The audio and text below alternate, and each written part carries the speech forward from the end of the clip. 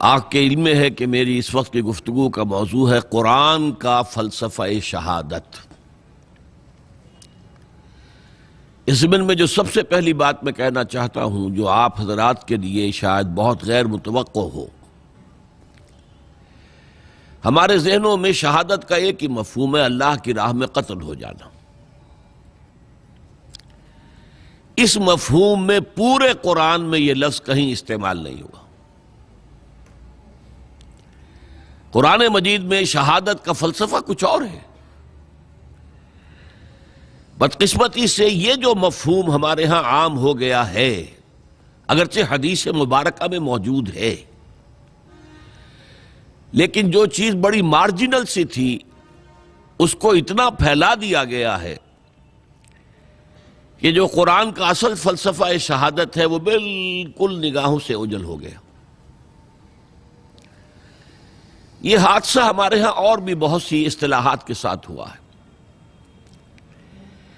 لفظ تصوف عام ہوا، جو نہ قرآن کا لفظ ہے نہ حدیث کا لفظ ہے، اور اس نے دین کے ایک اہم شعبے اور ایک اہم تعلیم کو بالکل چھپا دیا۔ احسان۔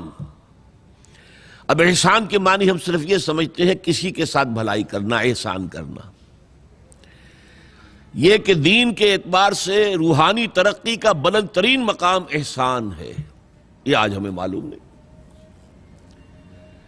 تصوف کے بارے میں تو پھر بھی ہم یہ کہیں گے کہ یہ اصطلاح تو ہے ہی مجہول النسب، یہی پتہ نہیں کہ یہ کہاں سے بنا ہے۔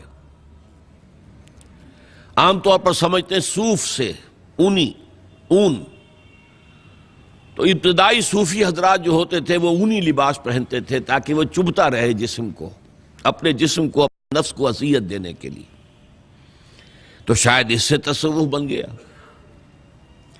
بعض محققین، جن میں ڈاکٹر میر ولی الدین حیدرآباد دکن والے بہت بڑے محقق، ان کا کہنا ہے یہ صوفیہ سے بنا ہے۔ تھیوسوفی، فائلوسوفی، فلسفی، تھیوسوفی، یہ اس سے بنا۔ بہرحال میں صرف یہ کہہ رہا مجہول النسب ہے، اس کے بارے میں بالاتفاق ہم یہ نہیں کہہ سکتے کہ یہ لفظ کہاں سے بنا ہے، اور یہ چھا گیا ہے پوری دنیا میں، اسی کا چرچا ہے، اسی کا ڈنکا ہے۔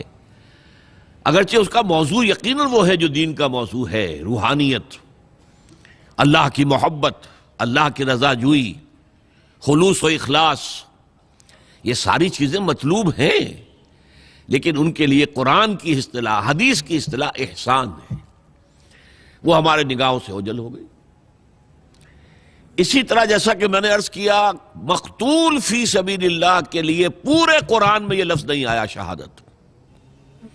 صرف ایک جگہ سورہ آل عمران میں اس کا امکان ہے کہ اس اصل مضمون کے علاوہ کہ جو میں بعد میں آپ کے سامنے رکھوں گا، یہ مفہوم بھی لیا جا سکے اللہ کی راہ میں قتل ہو جانا۔ ورنہ مشہور ترین آیات وہ ہیں جو میں نے ابھی تلاوت کی ہیں۔ وَلَا تَقُولُوا لِمَنْ يُقْتَلُ فِي سَبِيلِ اللَّهِ أَمْوَاتٌ، مت کہو ان کو جو اللہ کی راہ میں قتل ہو جائیں کہ وہ مردہ ہیں۔ یہاں شہادت کا لفظ تو نہیں آیا، قتل کہا ہے، یقتلو۔ سورہ آل عمران چونکہ اس کا جوڑا ہے سورہ بقرہ کا، تو یہ مضمون اس میں بھی آ گیا۔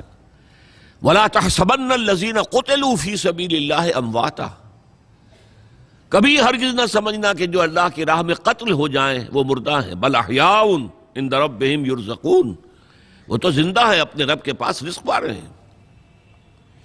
لفظ شہادت تو نہیں آیا۔